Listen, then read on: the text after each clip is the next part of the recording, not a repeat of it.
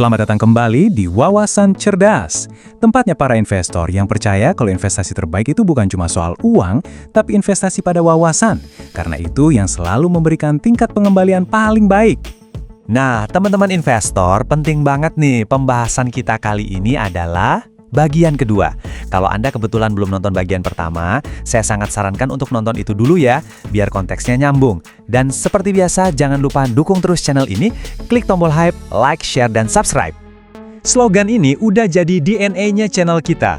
Jadi yuk kita langsung aja investasikan waktu kita untuk menggali lebih dalam soal ancaman pajak kekayaan ini. Mari kita mulai. Oke, untuk ngerti risikonya, kita nggak bisa lihat Indonesia sendirian. Kita harus belajar dulu dari negara lain. Coba kita lihat apa yang terjadi di Eropa. Ini nih, pertanyaan kuncinya. Kalau emang pajak kekayaan ini kedengarannya bagus banget, adil buat semua, kenapa justru banyak negara maju yang udah nyoba, malah ditinggalin? Ada apa sebenarnya? Coba deh perhatiin kontras di sini. Kelihatan banget kan? Di satu sisi, ya ada beberapa negara yang masih pakai. Tapi lihat sisi lainnya. Daftar negara yang udah menghapus pajak ini jauh lebih panjang. Dan ini bukan negara-negara kecil loh. Ini raksasa ekonomi kayak Perancis, Jerman, dan Swedia. Nah, ini dia biang keladinya. Namanya capital flight atau pelarian modal. Gampangnya gini, ini tuh kayak eksodus massal, duit dan aset orang-orang kaya pada kabur ke luar negeri buat ngindarin pajak. Simple. Oke, jadi pertanyaannya, gimana pelajaran dari Eropa tadi bisa jadi gempa di Bursa Efek Indonesia?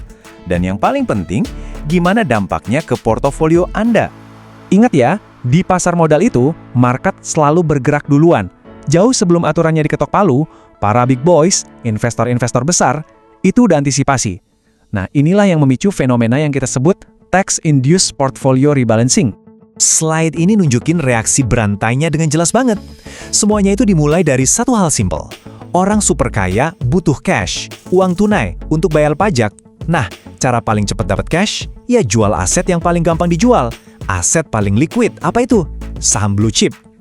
Waktu saham-saham besar ini dijual besar-besaran, IHSG bisa kena tekanan, kepanikan retail bisa terjadi, dan bahkan rupiah bisa ikut melemah. Tapi ada risiko lain yang lebih tersembunyi. Coba bayangin deh, Anda jadi pemilik perusahaan TBK. Kekayaan Anda itu kayak dipajang setiap hari, kelihatan dari harga saham.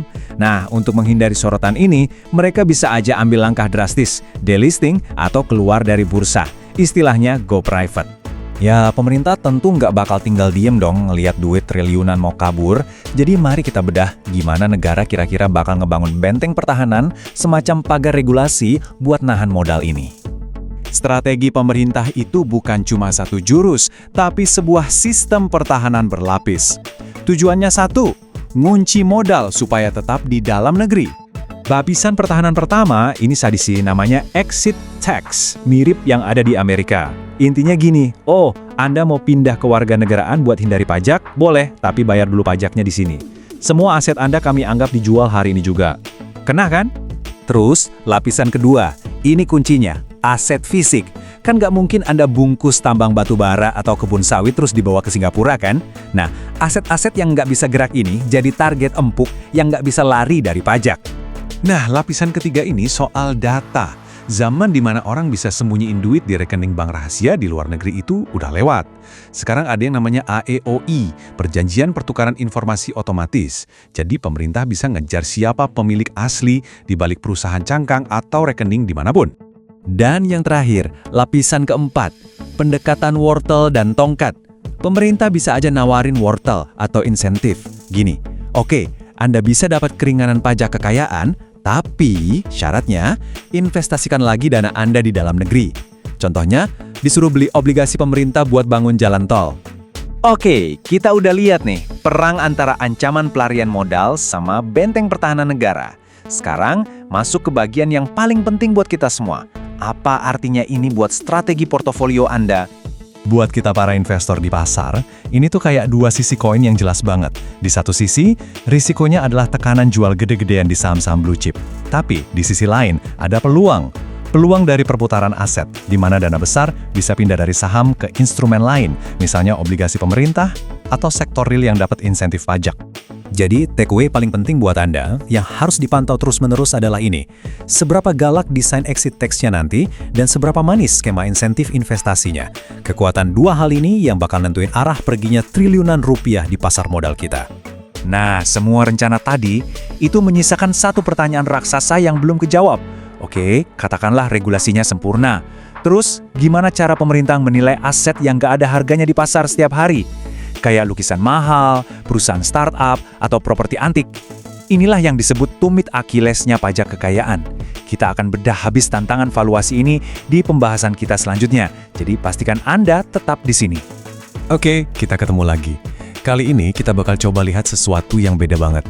Kita mau ngintip ke dalam, ke ruang mesin di balik semua obrolan soal pajak kekayaan. Bukan, kita nggak akan bahas politiknya, tapi justru sisi teknisnya. Karena justru dengan memahami kerumitan inilah, Anda sebagai investor bisa dapat keunggulan di pasar. Nah, ini pesan paling penting buat kita semua hari ini. Di pasar modal, menang itu bukan cuma soal bisa baca grafik harga loh.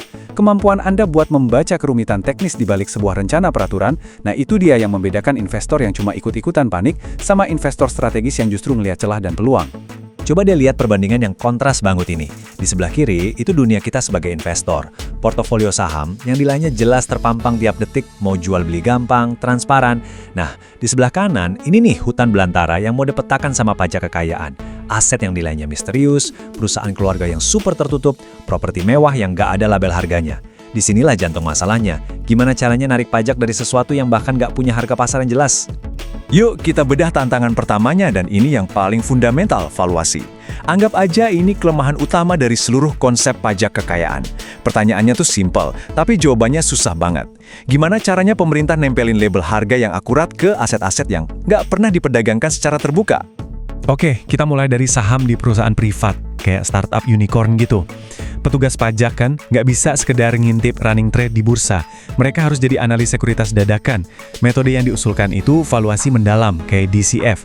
Tapi yang paling relevan buat kita-kita ini adalah metode market multiplier. Bayangin gini, mereka bakal ngelihat rasio valuasi kayak PER atau PBV dari emiten sejenis yang udah TBK, terus rasio itu diterapin ke perusahaan tertutup tadi, ya mungkin dengan sedikit diskon. Ini artinya, valuasi kekayaan mereka jadi terkait langsung sama apa yang terjadi di pasar saham. Terus gimana sama properti? Wah, kalau pakai NJOP sih sama aja kayak pakai harga dari 5 tahun lalu. Udah nggak relevan banget. Solusinya kedengerannya kayak di film fiksi ilmiah, Automated Valuation Models atau AVM. Ini tuh semacam AI yang memproses ribuan data transaksi properti di suatu area, terus secara otomatis nentuin nilai tanah yang paling update dan objektif. Jadi penilaiannya murni berdasarkan data, bukan lagi hasil tawar-menawar. Lalu, aset yang paling susah diukur kayak lukisan langka atau mobil klasik gimana? Nah, ini bagian yang paling cerdiknya. Kajian ini nemuin jalan pintas yang brilian. Pakai aja nilai pertanggungan asuransinya. Logikanya kan sederhana. Nggak ada miliarder yang nggak ngasuransiin aset-aset berharganya. Angka yang mereka tulis di polis asuransi itu, itulah yang bakal dijadiin patokan sama petugas pajak. Cerdas banget kan? Solusi elegan buat masalah yang super rumit. Oke. Anggap aja deh semua masalah valuasi ini bisa diselesain pakai teknologi canggih. Tapi, ini baru setengah jalan loh. Pertanyaan besarnya sekarang, apakah mesin birokrasi pemerintah kita siap buat memproses data serumit ini? Ini bukan lagi soal menilai, tapi soal ngelola datanya. Nah, disinilah kenapa valuasi otomatis itu jadi harga mati. Tanpa satu sumber data yang objektif dan nggak bisa diotak-atik, proses penentuan pajak ini bisa berubah jadi pasar senggol. Wajib pajak super kaya dengan tim pengacara dan konsultannya bisa aja berdebat dan nawar nilai aset mereka di depan petugas pajak.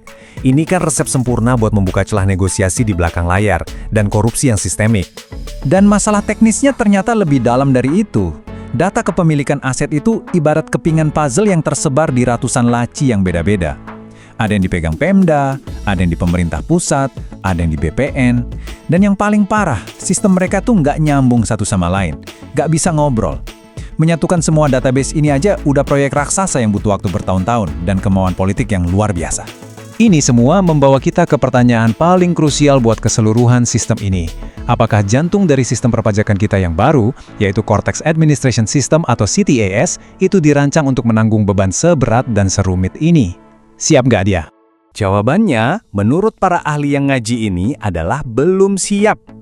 CTAS itu ibarat mobil Formula 1, dirancang buat kecepatan tinggi, buat memproses jutaan transaksi massal kayak PPN dan PPH tiap hari. Nah, memaksanya untuk melakukan analisis valuasi yang super kompleks itu sama aja kayak nyuruh mobil F1 buat off-road di hutan. Bukan cuma nggak efisien, tapi risikonya bisa merusak seluruh mesin dan bikin sistem pajak nasional macet total buat kita semua. Setelah kita bedah semua tantangan teknis yang bikin pusing kepala ini, jangan pesimis dulu. Karena setiap masalah besar itu biasanya memicu lahirnya solusi yang inovatif. Dan disinilah kita mulai nemuin jawaban atas kekhawatiran terbesar kita sebagai investor. Gimana caranya mencegah pasar saham ambruk gara-gara ini? Solusi yang diusulkan itu bukan nambal sistem yang lama, tapi membangun subsistem baru yang cerdas. Rekomendasinya sangat futuristik, pakai generative AI. Coba bayangin, ada sebuah AI yang dilatih khusus buat membaca ribuan halaman akta notaris dan dokumen perusahaan yang rumitnya minta ampun.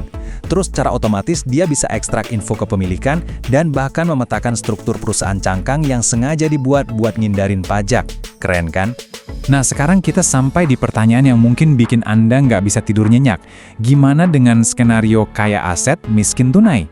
Bayangin seorang konglomerat punya portofolio properti triliunan, tiba-tiba dapat tagihan pajak ratusan miliar. Apa satu-satunya cara buat dia bayar adalah dengan ngejual sahamnya besar-besaran di bursa?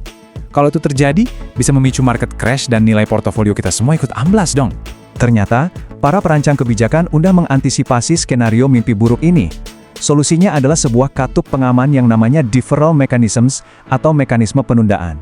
Ini adalah jaring pengaman yang krusial banget. Artinya, kalau seorang wajib pajak nggak punya uang tunai buat bayar, negara bisa menunda tagihan pajaknya sampai aset tersebut akhirnya dijual di masa depan. Pajak itu dicatat sebagai utang ke negara yang nempel di aset itu. Bahkan ada opsi pembayaran in-kind, misalnya dengan nyerahin sebagian kecil tanahnya. Ini secara fundamental menghilangkan risiko fire sale atau jual rugi besar-besaran yang kita takutkan. Baik, kita sudah bongkar pasang mesin pajak kekayaan ini. Kita sudah lihat setiap mur dan bautnya. Sekarang, mari kita rangkum semua detail teknis yang jelimet ini jadi satu intisari strategis yang bisa langsung Anda pakai. Jadi ini dia intinya buat kita. Implementasi pajak kekayaan itu bukan soal keputusan politik dalam satu malam. Ini adalah maraton adopsi teknologi birokrasi. Masalah infrastruktur yang kita bahas tadi, data yang terpisah-pisah, keterbatasan sistem inti pajak, itu masalah yang sangat fundamental. Artinya, implementasi yang tiba-tiba dan bikin pasar kaget itu kemungkinannya kecil banget. Jadi daripada panik jual, strategi yang lebih cerdas adalah memantau kemajuan pemerintah dalam proyek integrasi data dan adopsi AI. Itulah indikator sebenarnya kapan ini akan terjadi. Sementara itu, bursa saham akan tetap jadi arena yang paling transparan untuk melihat kemana sebenarnya uang-uang besar itu bergerak. Memahami sisi teknis ini, saya harap memberi kita pandangan yang jauh lebih tenang dan strategis. Tapi, perdebatan sesungguhnya baru akan dimulai. Di pembahasan selanjutnya, kita akan membedah polemik soal pajak berganda dan pengecualian aset produktif. Pertanyaannya, apakah memajaki kekayaan itu sama artinya dengan memajaki dua kali? Dan yang lebih penting lagi, apakah pajak kekayaan ini justru akan membunuh ekspansi bisnis dan mematikan mesin pertumbuhan ekonomi? Sampai jumpa di sana. Halo teman-teman investor, di tengah banyak banget rumor soal kebijakan, ada satu topik nih yang kayaknya lagi bikin pasar deg-degan, yaitu pajak kekayaan. Sebenarnya, ini ancaman atau malah jadi peluang? Nah, dalam beberapa menit ke depan, kita akan coba bedah tuntas pakai data, supaya keputusan kita nanti berdasarkan fakta, bukan cuma karena ikut-ikutan takut. Nah, ini semangat yang harus kita pegang. Kalau informasinya simpang siur, yang ada cuma panik. Tugas kita sebagai investor cerdas itu ya membedah logikanya. Melihat apa sih yang sebenarnya ada di balik semua kebisingan ini. Yuk, kita mulai. Oke, kita langsung aja ke intinya ya. Dari semua obrolan yang beredar, sebenarnya ada dua ketakutan utama yang paling dominan di kalangan investor dan pebisnis soal wacana pajak kekayaan ini. Pertama, banyak yang merasa ini tuh pajak ganda. Logikanya, loh, kan aset ini dibeli dari uang yang sudah kena pajak, kok dipajakin lagi? Nah, itu satu. Kedua, ada juga kekhawatiran kalau ini bakal bikin pengusaha jadi malas ekspansi. Wah, kalau gitu bisa-bisa malah menghambat lapangan kerja kan? Coba kita bongkar satu persatu. Oke, kita masuk ke mitos pertama yang paling sering kita dengar. Tuduhan pajak ganda. Bener nggak sih kita bakal dipajaki dua kali untuk uang yang sama? Coba kita lihat lebih dalam. Nah, ini pertanyaan kuncinya. Apa betul negara mau memajaki objek yang sama dua kali? Ternyata jawabannya nggak sesimpel itu. Dan kuncinya itu ada di sumber kekayaannya sendiri. Ini dia kuncinya, unrealized capital gain. Gampangnya, keuntungan modal yang belum dicairkan. Soalnya begini, bagi orang-orang super kaya, kekayaan mereka itu nggak datang dari gaji bulanan, tapi dari lonjakan nilai aset. Coba bayangin, Anda punya saham yang dulu nilainya 5 miliar, sekarang jadi 100 miliar. Keuntungan 95 miliar itu sama sekali belum pernah kena pajak loh. Kenapa? Ya karena sahamnya belum dijual. Nah, pertumbuhan nilai inilah yang jadi target utama pajak kekayaan. Biar lebih gampang lagi, coba kita lihat perbandingan ini. Dalam teori pajak, ada yang namanya flow atau aliran dan stok atau akumulasi. PPh atau pajak penghasilan itu kenanya ke flow, gaji atau profit yang Anda dapat tahun ini. Sementara pajak kekayaan itu kenanya ke stok, total aset yang udah Anda kumpulin. Jadi, karena objeknya itu beda secara fundamental, secara hukum ini tuh bukan pajak ganda. Kalau mau analogi yang paling simpel, ya mirip banget sama PBB atau pajak mobil yang udah kita bayar tiap tahun. Kita kan beli rumah atau mobil pakai penghasilan yang udah kena PPh. Tapi, kita tetap bayar pajak tahunan atas kepemilikan aset itu kan? Nah, prinsip pajak kekayaan itu logikanya persis kayak gitu. Oke, mitos pertama udah jelas ya. Sekarang, kita lanjut ke kekhawatiran kedua yang nggak kalah penting. Apa benar kebijakan ini malah bikin pengusaha jadi ogah mengembangkan bisnis dan menciptakan lapangan kerja? Kuncinya itu ada di pemisahan hukum yang tegas.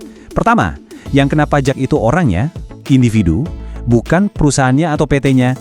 Kedua, aset bisnis kayak mesin-mesin di pabrik itu miliknya si perusahaan, bukan milik pribadi Anda.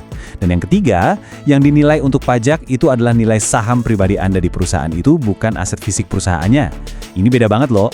Dan ini bagian yang paling menarik yang jarang banget dibahas. Kebijakan ini tuh punya semacam kartu pengaman yang namanya Business Property Relief. Artinya apa? Aset-aset produktif yang dipakai buat bisnis, kayak mesin, gudang, inventaris, itu justru bakal dikecualikan atau dapat diskon super besar dari perhitungan pajaknya. Tujuannya jelas banget, supaya investasi lari ke sektor real.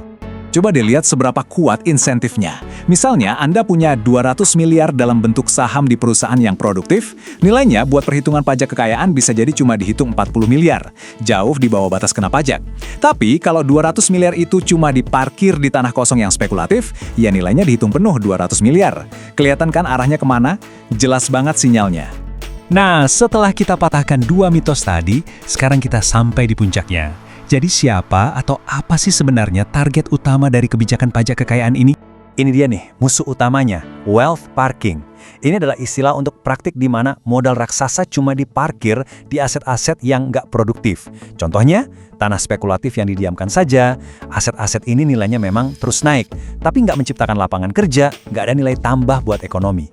Jadi pajak ini dirancang bukan buat menghukum orang sukses, tapi untuk membangunkan modal yang lagi tidur ini. Bagian ini merangkum semuanya dengan sempurna. Ada hukuman yang jelas buat aset yang pasif, dan ada hadiah yang jelas buat aset yang produktif. Arah kebijakannya adalah memaksa modal untuk pindah, dari kolom kiri ke kolom kanan, dari yang cuma parkir jadi bekerja. Oke, jadi apa artinya semua ini buat kita sebagai investor di pasar saham? Nah, sekarang kita coba terjemahkan semua info ini jadi sesuatu yang bisa kita pakai sebagai panduan. Buat kita di pasar saham, implikasinya jelas banget. Modal yang selama ini cuma nongkrong di aset-aset parkir itu bakal dipaksa cari rumah baru yang lebih produktif. Dan kemana larinya? Ya tentu saja ke sektor real, yang artinya ke perusahaan-perusahaan yang listing di bursa. Ini bisa jadi katalis positif, bisa jadi angin segar, terutama buat emiten-emiten di sektor padat karya yang lagi aktif-aktifnya ekspansi. Saya tutup dengan satu pertanyaan ini buat Anda renungkan. Kalau triliunan rupiah yang selama ini cuma parkir di tanah atau instrumen pasif, tiba-tiba harus bergerak karena ada hukuman pajak, kira-kira kemana uang sebanyak itu akan mengalir? Jawabannya, kemungkinan besar sangat relevan dengan portofolio investasi kita semua ke depannya.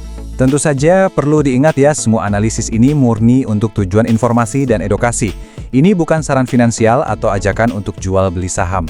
Setiap keputusan investasi adalah tanggung jawab pribadi Anda masing-masing. Terima kasih sudah menyimak, sampai ketemu di pembahasan berikutnya.